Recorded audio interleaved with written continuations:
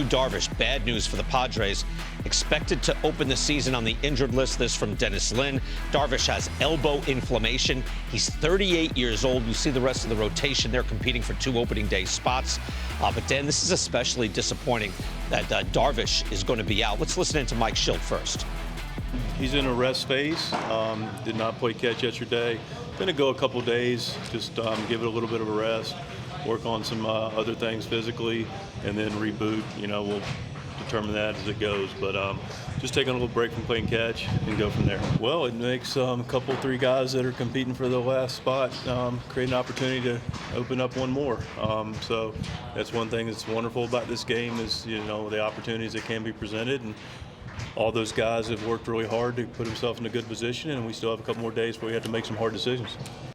All right, here's the thing about Darvish. I mentioned he's 38 years old, Dan.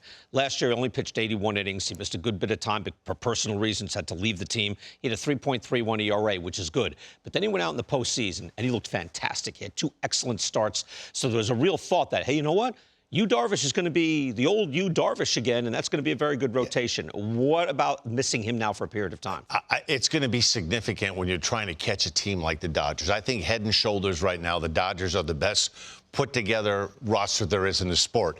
It puts a lot of pressure on Dylan Cease, Michael King, Nick Pivetta. That was a huge offseason signing now for them. Yeah. And they're going to have a little bit of competition. It looks like Randy Vasquez is going to nail down that 4th spot. It's probably going to be between Kyle Hunt and Steve Kolek going for those last couple of spots. Kolek last year pitched in Korea, pitched very well. They're hoping a lot of guys have gone over to that part of the world, and they've come back and they pitch very well.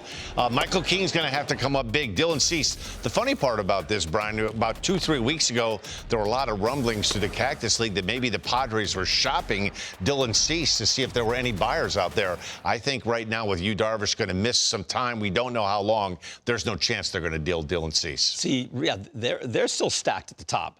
King and Cease, that's a good front-loaded rotation. Gets a little thinner from there. And as we were talking before we went on air, Dodgers are obviously the creme de la creme.